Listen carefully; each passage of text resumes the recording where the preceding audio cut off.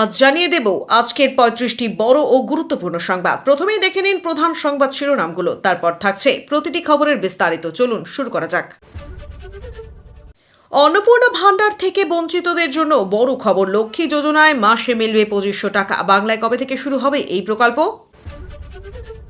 আমতলা মামলায় স্বস্তি অভিষেকের। দলীয় কার্যালয় ভাঙার ঘটনায় স্থগিতাদেশের মেয়াদ বাড়ালো হাইকোর্ট। বিধানসভার ইতিহাসে নজিরবিহীন সাসপেন্ড মার্শাল, তীব্র বিরোধিতা তৃণমূলের।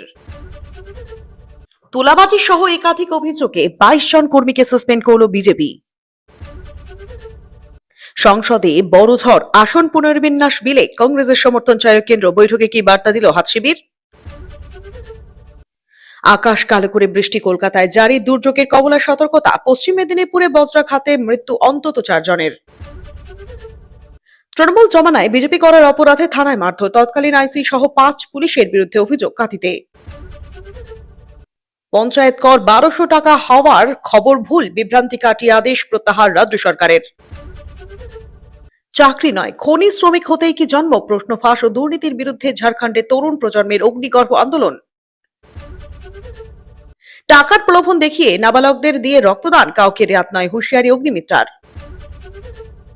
বাংলায় তোলপাড়, টাকার পাহাড়ের মালিক টুলু মণ্ডল উধাও হয়েও হাইকোর্টে বিরাট চাল চাললেন পাথর সম্রাট। এখন আর দিদির ছবির দর নেই, কবিতা শোনার লোকও নেই। মমতার রয়্যালটি ষড়যন্ত্র, আশঙ্কায় হাসির রোল অধীরের। প্রত্যাখ্যানের বদলা, ছাত্রের উন্মত্ত কোপে রক্তাক্ত শিক্ষিকা। চোখের সামনে শিহরণ জাগানো দৃশ্য দেখল পড়ুয়ারা। ১৩ তলা থেকে ধাক্কা, অবলা প্রাণের মর্মান্তিক পরিণতিতে মোমবাতি মিছিল পশু প্রেমীদের, রইল ভিডিও।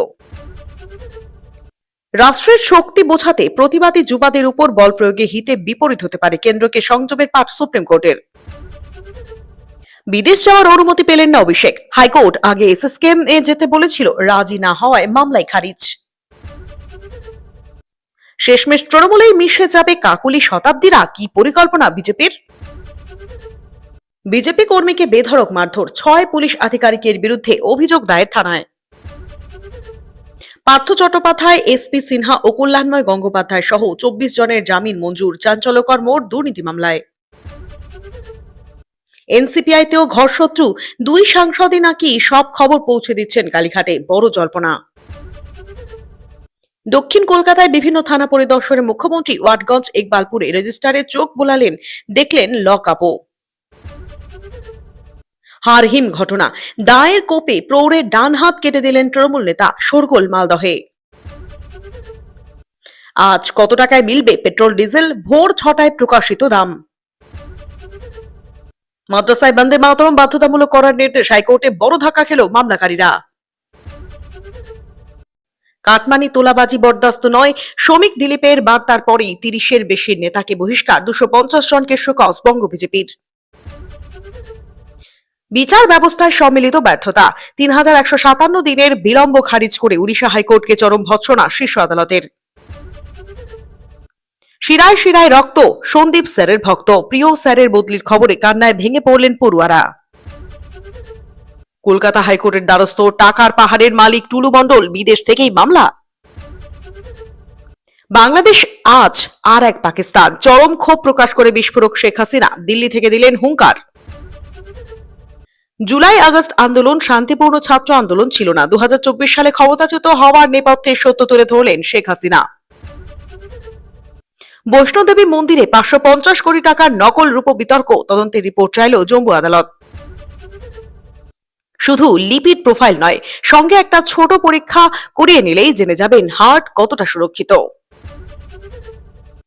অভিষেকের সেবাশ্রয় প্রকল্পে মেগা দুর্নীতি ও তোলাবাজির অভিযোগ, অবশেষে গ্রেপ্তার হেভিওয়েট তৃণমূল নেতা। সিলিন্ডার প্রতি ১ লাফে ১৮ টাকা দাম বৃদ্ধির আশঙ্কা, পকেটে টান পড়তে চলেছে সাধারণ মানুষের। সরকারকে চাপে রাখাই লক্ষ্য, অধিকার আদায়ে ভোটে লড়বে আরশোলারা, ভবিষ্যতে রণকৌশল জানালো সিজেপি। দ্বিতীয় হুগলি সেতুর মুখে মর্মান্তিক দুর্ঘটনা, গাড়ির ধাক্কায় মৃত্যু স্কুটার আরোহীর। এতক্ষণ শুনছিলেন সংবাদ শিরোনাম, এখন আসছি বিস্তারিত খবরে। আর্থিক দিক থেকে মহিলাদের আত্মনির্ভর করে তুলতে এবং পরিবারে তাদের সামাজিক সুরক্ষা নিশ্চিত করতে নিত্য নতুন কল্যাণমূলক প্রকল্প নিয়ে আলোচনা লেগেই রয়েছে। আপনি বা আপনার পরিবারের কোনো মহিলা কি এখনো অন্নপূর্ণা ভান্ডার প্রকল্পের কোনো সুবিধা পাননি কিংবা নতুন আর্থিক সাহায্যের জন্য একটি সুযোগ খুঁজছেন? তবে আপনার জন্য নিয়ে আসা হয়েছে এক বড় আপডেট।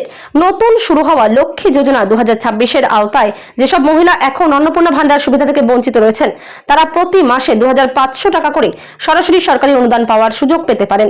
লক্ষ্মী যোজনা এই রাজ্যেও শুরুর পরিকল্পনা নিচ্ছে সরকার। লক্ষ্মী যোজনায় আবেদনের জন্য নির্ধারিত শর্তাবলী, যে কোনো সরকারি অর্থ সাহায্যের মতো এই নতুন প্রকল্পটিতে যুক্ত হওয়ার ক্ষেত্রেও বেশ কিছু গুরুত্বপূর্ণ নিয়ম রাখা হয়েছে। নিয়ম অনুসারে আবেদনকারী মহিলার বয়স বাধ্যতামূলকভাবে 21 থেকে 60 বছরের মধ্যে হতে হবে এবং তাকে সংশ্লিষ্ট রাজ্যের স্থায়ী বাসিন্দা হতে হবে। এছাড়াও একটি পরিবার থেকে কেবলমাত্র একজন মহিলাই এই আর্থিক অনুদানের জন্য বিবেচিত হবেন। তবে একই পরিবারে যদি একের অধিক যোগ্য মহিলা থাকেন তবে বয়সে যিনি বড় তিনি আবেদন করার ক্ষেত্রে প্রথম অগ্রাধিকার পাবেন। একই সাথে পরিবারটির বার্ষিক মোট আয় 2.5 লক্ষ টাকার নিচে থাকা আবশ্যক, যা মূলত আর্থিকভাবে পিছিয়ে পড়া পরিবারকে স্বস্তি দিতে তৈরি করা হয়েছে। কারা এই সুবিধা পাবেন না এবং প্রয়োজনীয় কাগজপত্রের তালিকা।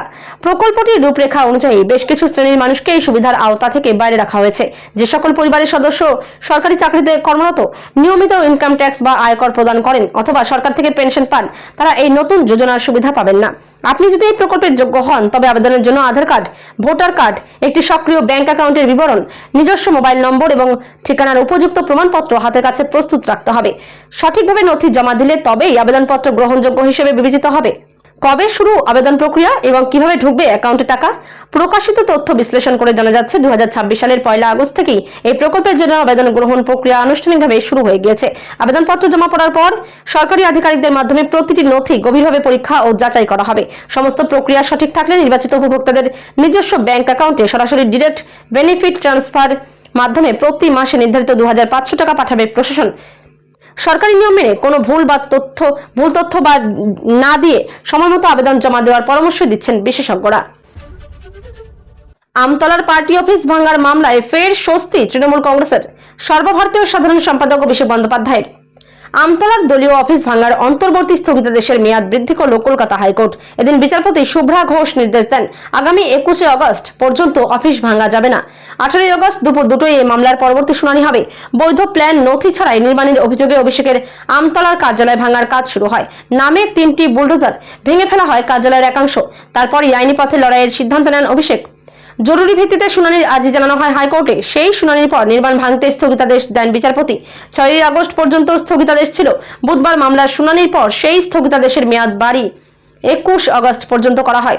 বিচারপতি শুভ্রা ঘোষ এদিন স্থগিতাদেশের মেয়াদ বাড়ানোর নির্দেশ দেন। উল্লেখ্য, আমতলার এই কার্যালয় নিয়ে একাধিক অভিযোগ ওঠায় অভিষেক বন্দ্যোপাধ্যায়কে আগেই তলব করে জেলা প্রশাসন। দেওয়া হয় নোটিশে উল্লেখ করা হয় যে জমিতে সাংসদের কার্যালয়টি নির্মাণ হয়েছে তা লিপস অ্যান্ড বাউন্সের নামে কেনা হয়েছিল। সেখানে অভিষেক বন্দ্যোপাধ্যায়ের বাবা অমিত বন্দ্যোপাধ্যায়ের নাম রয়েছে।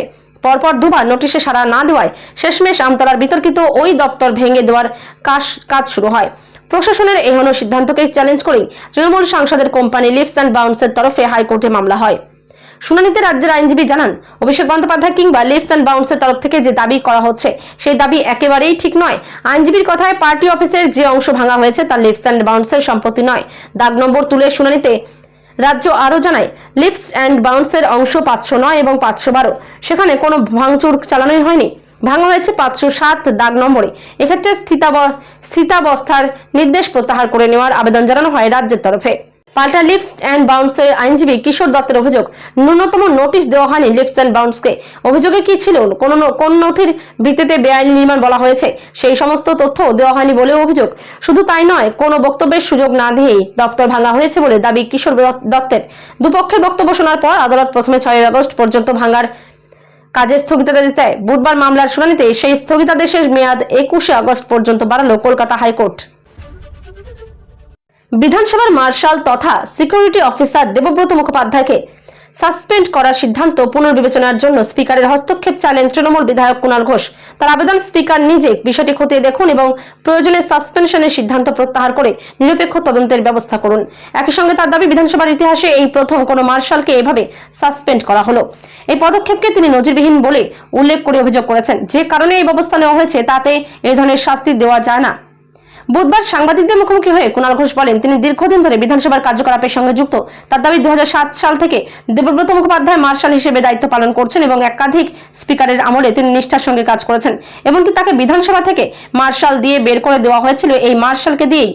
তবুও তিনি তার বিরুদ্ধে কোনো অভিযোগ করেননি, বরং এখন ব্যক্তিগত অভিজ্ঞতার ঊর্ধ্বে উঠে মার্শালের পাশে দাঁড়াচ্ছেন।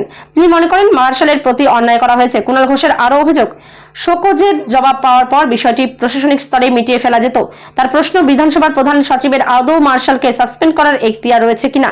তিনি আশঙ্কা প্রকাশ করে বলেন, এর নেপথ্যে অন্য কোনো উদ্দেশ্য বা রাজনৈতিক প্রভাব রয়েছে কিনা তাও খতিয়ে দেখা প্রয়োজন। অসৎ আচরণের অভিযোগে দেবব্রত মুখোপাধ্যায়কে সাসপেন্ড করেছে বিধানসভার সচিবালয়।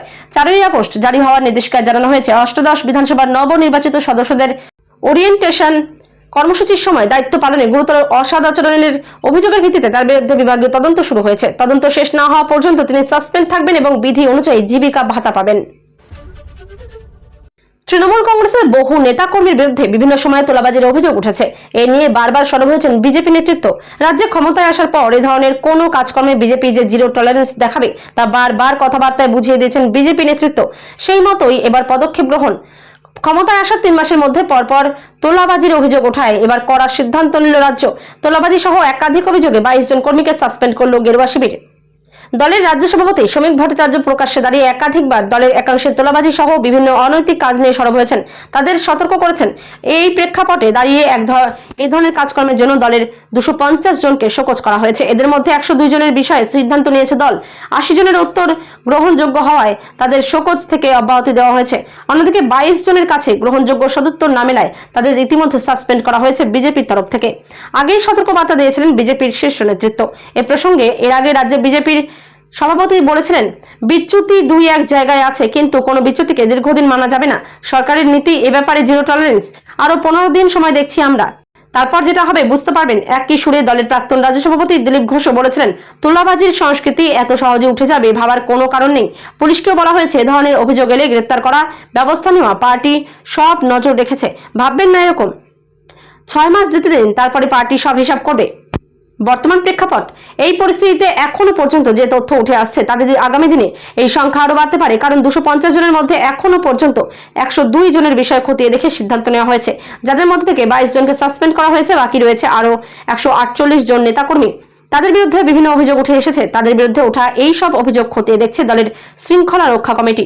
তাদের ক্ষেত্রে অভিযোগ প্রমাণিত হলে দল সাসপেন্ড করতে পারে, এমনটাই জানানো যাচ্ছে বিজেপি সূত্রে। সংসদে চলা দীর্ঘ রাজনৈতিক অচলাবস্থা কাটানো এবং অত্যন্ত গুরুত্বপূর্ণ ডিলিমিটেশন বিল ও মহিলা সংরক্ষণ বিল পাশ করানোর ক্ষেত্রে বড়সড় উদ্যোগ নিল নরেন্দ্র মোদী সরকার। বুধবার সংসদ ভবনে লোকসভার বিরোধী দলনেতা রাহুল গান্ধীর কার্যালয়ে গিয়ে তার সঙ্গে প্রায় 50 মিনিট বৈঠক করেন কেন্দ্রীয় সংসদীয় বিষয়ক মন্ত্রী কিরেন রিজিজু। ওই গুরুত্বপূর্ণ বৈঠকে রাহুল গান্ধীর পাশাপাশি উপস্থিত ছিলেন কংগ্রেস সাংসদ প্রিয়াঙ্কা গান্ধী বঢ়রাও। চলতি বর্ষাকালীন অধিবেশনে বিরোধী দলগুলির লাগাতার বিক্ষোভ ও হট্টগোলের জেরে সংসদের কাজ কার্যত অচল হয়ে রয়েছে। এই আবহে সংসদের অন্দরের সমঝোতার সূত্র খুঁজতে আসলে নেমেছেন কেন্দ্রীয় মন্ত্রীরা। কি চাইছে কেন্দ্র এবং কংগ্রেসের অবস্থান কি? সরকারি সূত্র মারফত জানা যাচ্ছে, আগামী 16 থেকে 18 আগস্ট পর্যন্ত লোকসভার একটি বিশেষ অধিবেশন ডেকে এই বহুল চর্চিত ডিলিমিটেশন ও মহিলা সংরক্ষণ বিল পাশ করানোর পরিকল্পনা করছে কেন্দ্র। যেহেতু এই সংবিধান সংশোধনী বিলগুলি পাশ করার জন্য সংসদের উভয় কক্ষেই 2/3 সংখ্যাগরিষ্ঠতার প্রয়োজন, তাই সমস্ত বিরোধী দলের সঙ্গে সর্বসম্মত মত গড়ে তুলতে তৎপর হয়েছে শাসক শিবির। বুধবারের বৈঠকে কিরেন রিজিজু সরাসরি এই বিলগুলির বিষয়ে কংগ্রেসের আনুষ্ঠানিক অবস্থান জানতে চান এবং সহযোগিতার আহ্বান জানান। তবে কংগ্রেস সূত্রে খবর, বিলের একাধিক খুঁটিনাটি দিক ও আশঙ্কা নিয়ে প্রশ্ন তুলেছে বিরোধী দল। বিরোধীদের পরিষ্কার বার্তা, সরকারের প্রস্তাবিত নীতির কয়েকটি ত্রুটি ও উদ্বেগের সমাধান না হলে বর্তমান অবস্থায় এই বিলকে অকুণ্ঠ সমর্থন জানানো সম্ভব নয়। অন্যদিকে ডিলিমিটেশন ও মহিলা সংরক্ষণ বিলের সমান্তরালেই নিট আন্দোলন, ছাত্রদের উপর পুলিশি পদক্ষেপ এবং রাম মন্দির অনুদান বিতর্ক সহ একাধিক জনমুখী ও সংবেদনশীল ইস্যুতে সংসদ চত্বরে সরব রয়েছে বিজেপি শিবির, বিরোধী শিবির। সব মিলিয়ে এই উচ্চ পর্যায়ের বৈঠক রাজনৈতিক মহলে নতুন করে তীব্র জল্পনার সৃষ্টি করেছে। বুধবার সকাল থেকেই কলকাতার আকাশ মোটের উপর মেঘলা ছিল। বিক্ষিপ্তভাবে কিছু জায়গায় বৃষ্টিও হয়েছে। বিকেলে কলকাতা এবং সংলগ্ন দক্ষিণ 24 পরগনায় জারি হয়েছে ঝড় বৃষ্টির কমলা সতর্কতা। পূর্বাভাস ছিলই। সকাল থেকে মেঘলা থাকার পরে বিকেলে আকাশ কালো করে বৃষ্টি নামে কলকাতায়। বুধবার সন্ধ্যায় কলকাতায় ঝড় বৃষ্টির কমলা সতর্কতা জারি করেছে আবহাওয়া দপ্তর। দক্ষিণ 24 পরগনার কিছু অঞ্চলেও সন্ধ্যায় ভারী বৃষ্টি হতে পারে। ঝড় বৃষ্টির হলুদ সতর্কতা জারি হয়েছে বীরভূম, পূর্ব বর্ধমান এবং হুগলিতেও। ইতিমধ্যে পশ্চিম মেদিনীপুর জেলার নারায়ণগড়, ডেবরা এবং খড়গপুর লোকাল থানা এলাকায় বজ্রাঘাতে মৃত্যু হয়েছে অন্তত 4 জনের। মৃতদের মধ্যে 3 মহিলাও রয়েছেন। বুধবার বিকেলে কলকাতার কিছু অংশে ভারী বর্ষণ হয়েছে। বজ্রপাতেরও সতর্কতা জারি করা হয়। সঙ্গে ঘন্টায় 30 থেকে 40 কিলোমিটার বেগে বইতে পারে ঝোড়ো হাওয়া। কলকাতা সংলগ্ন দক্ষিণ 24 পরগনার কিছু অংশেও ঝড় বৃষ্টি এবং বজ্রপাতের কমলা সতর্কতা জারি হয়েছে। সন্ধ্যায় বীরভূম, পূর্ব বর্ধমান এবং হুগলিতেও হালকা থেকে মাঝারি বৃষ্টির সঙ্গে দমকা হাওয়া বইতে পারে এদিন সন্ধ্যায়। বুধবার বিকেলে পশ্চিম মেদিনীপুরের নারায়ণগড় থানার ঠেঙ্গামারা এলাকায় বাজ পড়ে মৃত্যু হয় তাপস সাবরা, বয়স 59 নামে এক ব্যক্তির। খড়গপুর লোকাল থানার বরগাই এলাকায় মৃত্যু হয় সুমিত্রা খামরুইয়ের, বয়স 50। ডেবরা থানার রাধামোহনপুর এলাকায় বজ্রপাতে মৃত্যু হয় কাজল নায়েক, বয়স 65 এবং মালতী পাত্রের, বয়স 47। ওই এলাকায় বাজ পড়ে আহত হয়েছেন আরও 3 জন মহিলা। রাধামোহনপুরের ওই 5 জনই দুর্যোগের মাঝে চাষের জমিতে কাজ করছিলেন। আগামী কয়েকদিনও দক্ষিণবঙ্গের বিভিন্ন জেলায় ঝড় বৃষ্টির সম্ভাবনা রয়েছে। বুধবার ভারী বৃষ্টি হতে পারে বাঁকুড়া, বীরভূম, 2 বর্ধমান, নদিয়া, উত্তর 24 পরগনা, হুগলি এবং হাওড়ায়। বৃহস্পতিবারও 2 মেদিনীপুর এবং বাঁকুড়ায় ভারী থেকে অতি ভারী বর্ষণের সম্ভাবনা রয়েছে। ভারী বৃষ্টি হতে পারে কলকাতা, হাওড়া, 2 24 পরগনা, পুরুলিয়া, ঝাড়গ্রাম এবং পশ্চিম বর্ধমানেও। শুক্র, শনিও দক্ষিণবঙ্গের বেশ কিছু জেলায় ভারী বৃষ্টির সম্ভাবনা রয়েছে। রবিবার থেকে আবহাওয়া কিছুটা পরিষ্কার হতে পারে দক্ষিণের জেলাগুলিতে। উত্তরবঙ্গেও এদিন আলিপুরদুয়ার, কোচবিহার এবং জলপাইগুড়িতে ভারী থেকে অতি ভারী বৃষ্টির সম্ভাবনা রয়েছে। উত্তরের বাকি জেলাগুলিতেও বজ্রবিদ্যুৎ সহ ভারী বৃষ্টি হতে পারে। সপ্তাহভর ঝড় বৃষ্টি এবং দুর্যোগ চলবে উত্তরের জেলাগুলিতেও। বর্তমানে একটি মৌসুমী অক্ষরেখা রয়েছে উত্তরবঙ্গের উপরে। রাজস্থানের বিকানের থেকে বিহারের পাটনা হয়ে উত্তরবঙ্গের মালদহের উপর দিয়ে মণিপুর পর্যন্ত বিস্তৃত রয়েছে মৌসুমী অক্ষরেখাটি। পাশাপাশি উত্তরবঙ্গ এবং বাংলাদেশ সংলগ্ন এলাকায় একটি ঘূর্ণাবর্ত এলাকাও তৈরি হয়েছে। তার ফলে রাজ্যে ঝড় বৃষ্টির পূর্বাভাসও রয়েছে। বিজেপি করার অপরাধে মারধর, থানায় নিয়ে গিয়ে অকথ্য অত্যাচার, দোকান ভেঙে দেওয়ার অভিযোগ। তৃণমূল আমলে সেই নির্যাতনের বিরুদ্ধে তৎকালীন আইসি অমলেন্দু বিশ্বাস সহ 5 জনের বিরুদ্ধে অভিযোগ দায়ের হলো কাথি থানায়। 2022 সালে পুরসভা ভোটের ঠিক আগে দক্ষিণ কাথি বিজেপির 4 নম্বর মণ্ডলের সাধারণ সম্পাদক ছিলেন রঞ্জন দাস। অভিযোগ, বিজেপি করার অভিযোগে তৎকালীন কাথি থানার আইসি অমলেন্দু বিশ্বাস তাকে গ্রেপ্তার করেন। রসুলপুর বাসস্ট্যান্ডে থাকা রঞ্জনের দোকান বন্ধ করে দেয় বলে অভিযোগ। রঞ্জনের আরও অভিযোগ, থানায় নিয়ে এসে চলে অকথ্য অত্যাচার। অভিযোগ, আইসিকে সহযোগিতা করেন তৎকালীন একাধিক পুলিশ অফিসার। এবার সেই আইসি সহ 5 পুলিশ অফিসারের বিরুদ্ধে অভিযোগ জানিয়েছেন বিজেপি নেতা। পুলিশ সূত্রে জানা গিয়েছে অভিযোগ দায়ের হয়েছে, তদন্তের প্রক্রিয়া চলছে। প্রসঙ্গত, মুখ্যমন্ত্রী শুভেন্দু অধিকারী এই অমলেন্দু বিশ্বাসকে সাসপেন্ড করেছেন। তার বিরুদ্ধে বিচার বিভাগীয় তদন্তেরও নির্দেশ দেওয়া হয়েছে। গত বছর জগদ্ধাত্রী পুজোর বিসর্জনকে ঘিরে উত্তাল হয়ে ওঠে কৃষ্ণনগর। পুলিশের বিরুদ্ধে স্থানীয়দের ওপর ব্যাপকভাবে লাঠিচার্জের অভিযোগ ওঠে। শুধু তাই নয়, ঘটনাস্থলে কর্তব্যরত ইন্সপেক্টর অমলেন্দু বিশ্বাসের ভূমিকা নিয়ে প্রশ্ন ওঠে। এমনকি অশালীন শব্দ প্রয়োগ করেন বলেও অভিযোগ। সেই ঘটনায় ইন্সপেক্টর অমলেন্দু বিশ্বাসকে সাসপেন্ড করার নির্দেশ দেন। শুধু তাই নয়, গ্রাম বাংলায় পঞ্চায়েত কর বা ট্যাক্স বৃদ্ধি নিয়ে গত কয়েকদিন ধরে যে জল্পনা ও আতঙ্ক ছড়িয়েছিল তা এক লহমায় উড়িয়ে দিল রাজ্য সরকার। পরিবার পিছু পঞ্চায়েত ট্যাক্স বাড়িয়ে 1200 টাকা করা হয়েছে বলে যে খবর ঘুরে বেড়াচ্ছিল তা সম্পূর্ণ ভিত্তিহীন এবং ভুয়ো বলে স্পষ্টভাবে জানিয়ে দেওয়া হয়েছে। পঞ্চায়েত ও গ্রামোন্নয়ন দপ্তরের তরফে সাফ জানিয়ে দেওয়া হয়েছে, সরকার এমন কোনো সিদ্ধান্ত নেয়নি। তাদের অভিযোগ, উদ্দেশ্য প্রণোদিতভাবে একটি বিশেষ চক্র এই ভুল তথ্য ছড়িয়ে সাধারণ মানুষের মধ্যে বিভ্রান্তি তৈরির চেষ্টা করছে। রাজ্য সরকারের এই কড়া বার্তার পর স্পষ্ট হলো যে গ্রামীণ এলাকায় আগের নিয়মে পঞ্চায়েতে কর আদায় প্রক্রিয়া চালু থাকবে। কোনো বাড়তি করের বোঝা সাধারণ গ্রামবাসীদের ওপর চাপানো হচ্ছে না। বিজ্ঞপ্তি প্রকাশ করে দপ্তরের তরফে জানানো হয়েছে, পঞ্চায়েত ও গ্রামোন্নয়ন দপ্তর পশ্চিমবঙ্গ পঞ্চায়েত আইন 1973 কর সংক্রান্ত বিধানগুলিতে কোনো পরিবর্তন করেনি। আগে যে বিধানগুলি কার্যকর ছিল সেগুলি এখনো বলবৎ রয়েছে এবং কোনো রকম পরিবর্তন ছাড়াই তা বাস্তবায়িত হচ্ছে।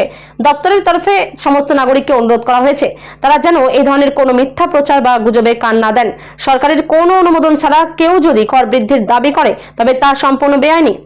এই বিভ্রান্তির উৎস কোথায়? জানা গেছে, ষোড়শ অর্থ কমিশনের দেওয়া কিছু সুপারিশ মেনে একটি স্ট্যান্ডার্ড অপারেটিং প্রসিডিওর বা SOP নির্দেশিকা জারি করেছিল দপ্তর। কিন্তু সেই আইনি নির্দেশিকাটিকে ভুলভাবে ব্যাখ্যা করে এক শ্রেণীর মানুষ সোশ্যাল মিডিয়া ও বিভিন্ন মাধ্যমে রটিয়ে দেয় যে করের পরিমাণ বাড়িয়ে সর্বনিম্ন 1200 টাকা করা হয়েছে। বিষয়টি সরকারের নজরে আসতেই দপ্তর সেটি প্রত্যাহারের সিদ্ধান্ত নিয়েছে।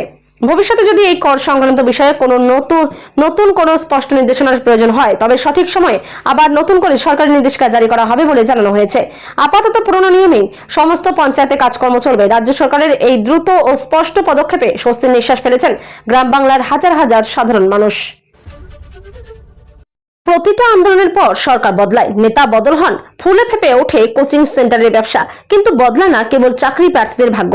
বছরের পর বছর পরীক্ষার প্রস্তুতি, প্রশ্ন ফাঁস, দুর্নীতির অভিযোগ, পরীক্ষা বাতিল এবং আবার নতুন করে শূন্য থেকে শুরু, এই অন্তহীন গোলক ধাঁধায় আটকে পড়েছে একটা আস্ত প্রজন্ম। এই পুঞ্জীভূত ক্ষোভ ও যন্ত্রণার বিস্ফোরণ ঘটেছে ঝাড়খণ্ডে। আন্দোলনরত চাকরি প্রার্থীদের স্পষ্ট কথা, এবার আর শুধু কোনো একটি পরীক্ষা বাতিল নয়, গোটা নিয়োগ ব্যবস্থার আমূল সংস্কার করতে হবে। কেন ফুঁসে উঠেছে ঝাড়খণ্ডের যুব সমাজ? নিট প্রশ্ন ফাঁসের পর ককরোচ জনতা পার্টি আন্দোলনের নামে এবং কেন্দ্রীয় শিক্ষামন্ত্রী ধর্মেন্দ্র প্রধানের পদত্যাগের দাবি তোলে। দীর্ঘ লড়াই ও সোনম ওয়াংচুকের অনশনের পর সেই দাবি মেনে নেওয়া হলেও ঝাড়খণ্ডের ক্ষেত্রে প্রশ্ন ফাঁস ও চাকরির কেলেঙ্কারি এক দীর্ঘস্থায়ী ব্যাধি হয়ে দাঁড়িয়েছে। প্রজন্মের পর প্রজন্ম শিক্ষিত বেকারের তকমা গায়ে মেখে ঘুরে বেড়াচ্ছে। আন্দোলনকারীদের একটাই প্রশ্ন, একজন পরীক্ষার্থী অন্তত জানতে চান যে তিনি ফেল করেছেন নিজের যোগ্যতার অভাবে নাকি অন্য কারো প্রতারণা আর দুর্নীতির জন্য। বর্তমান ব্যবস্থায় সেই সত্যিটুকু আর জানা সম্ভব হচ্ছে না। আন্দোলনকারীদের ক্ষোভের সুর স্পষ্ট, আমরা কয়লা খনিতে কাজ করতে জন্মাইনি, পড়াশোনা আমরাও করি, কিন্তু তারপর কি হয়? ঝাড়খণ্ড মানেই কি প্রজন্ম পর প্রজন্ম ধরে খনি শ্রমিক হবে? উন্নয়নের সামান্য ছোঁয়াটুকু আমরা পাই না কেন? JSSC পরীক্ষা ও স্বজন পোষণের মারাত্মক অভিযোগ, এই পুরো প্রেক্ষাপটে বারবার সামনে এসেছে ঝাড়খণ্ড স্টাফ সিলেকশন কমিশনের CGL পরীক্ষার প্রসঙ্গ। বছরের পর বছর এই পরীক্ষাকে ঘিরে কখনো পরীক্ষার দাবি, কখনো ফল প্রকাশ, তো কখনো অনিয়মের জেরে পরীক্ষা বাতিলের দাবিতে আন্দোলন চলছে। পরিস্থিতি আরো জটিল হয়েছে TDPL সংস্থার সঙ্গে যুক্ত অভিযুক্ত অভয় তিওয়ারিকে ঘিরে। অভিযোগ উঠেছে ব্লক সাপ্লাই অফিসার পদে দ্বিতীয় স্থান পাওয়া ওই ব্যক্তি পরবর্তীতে PGT পরীক্ষাতেও প্রথম স্থান অধিকার করেন। শুধু তাই নয়, একই পরিবারের একাধিক সদস্যের এই ধারাবাহিক ও অলৌকিক সাফল্য স্বাভাবিকভাবে প্রতিযোগিতার ধারণাকে সম্পূর্ণ বুড়ো আঙ্গুল দেখিয়েছে। খেটে খাওয়া মানুষের নির্মম সংগ্রাম, এই আন্দোলনের বুনোটে লুকিয়ে রয়েছে মধ্যবিত্ত ও নিম্নবিত্ত পরিবারের হাজারো সংগ্রামের গল্প। লাইব্রেরিতে দিনের পর দিন ঘাম ঝরানো পড়ুয়াদের অনেকেরই মাসিক হাত খরচ মাত্র 3,500 টাকা, অনেকের আবার সেটুকুও জোটে না। অনেকেই হারিয়েছেন বাবা মাকে। বহু পরীক্ষার্থী সকালে মাঠে কায়িক পরিশ্রম বা চাষের কাজ করেন, দুপুরে এসে আন্দোলনে যোগ দেন, আর রাতে বাড়ি ফিরে বই নিয়ে বসেন, পাছে পরের বার চাকরিটা হয়ে যায়। তাদের এই প্রতিবাদের খাদ্য তালিকাও বড্ড কঠিন। স্টিলের মগে চা, সঙ্গে কিছুটা ছাতু, চিড়ে বা মুড়ি, সুইগি বা জোম্যাটোর পিৎজা বার্গার, সেখানে বিলাসিতা। খেটে খাওয়া মানুষের এই লড়াই আজ শুধু চাকরি পাওয়ার নয়, অস্তিত্ব রক্ষার লড়াইয়ে পরিণত হয়েছে।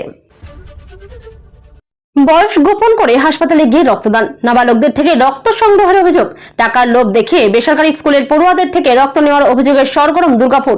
স্কুলেরই প্রাক্তন পড়ুয়া প্রলোভন দেখিয়েছে বলে দাবি। অভিভাবকদের নিয়ে থানায় অভিযোগ জানিয়েছেন স্কুলের প্রিন্সিপাল। যে বা যারা এই চক্রের সঙ্গে জড়িত তাদের বিরুদ্ধে কড়া ব্যবস্থা নেওয়া হবে বলে হুঁশিয়ারি পুর ও নগর উন্নয়ন মন্ত্রী অগ্নিমিত্রা পালের। দুর্গাপুরের একটি বেসরকারি স্কুলের 3 নাবালকের থেকে রক্ত নেওয়া হয়েছে বলে দাবি। ওই বেসরকারি স্কুলেরই এক প্রাক্তন ছাত্র তথা বর্তমানে দুর্গাপুর ভিরেঙ্গি TN উচ্চ বিদ্যালয়ের পড়ুয়ার বিরুদ্ধে প্রলোভন দেখানোর অভিযোগ। দাবি করা হয়েছে রক্ত দিলে 300 টাকা দেওয়া হবে। এই লোভ দেখিয়ে নাবালকদের বিধাননগরের একটি বেসরকারি হাসপাতালে নিয়ে যাওয়া হয়। সেখানে এক রোগীর আত্মীয় পরিচয় দিয়ে তাদের রক্তদান করানো হয় বলে অভিযোগ। সরকারি নথিতে নাবালকদের আসল বয়সের পরিবর্তে প্রাপ্তবয়স্ক বলে দেখানো হয়। ঘটনা প্রকাশ্যে আসতেই দ্রুত নড়েচড়ে বসে সংশ্লিষ্ট বেসরকারি স্কুল কর্তৃপক্ষ। অভিভাবকদের নিয়ে থানায় লিখিত অভিযোগ দায়ের করা হয়েছে। স্কুলের প্রিন্সিপাল দেবযানী বোস বলেন, বিষয়টি পুলিশকে জানিয়েছি, জানতে পেরেছি এজেন্টের মাধ্যমে নাবালকদের থেকে শরীর থেকে রক্ত নেওয়া হয়েছিল।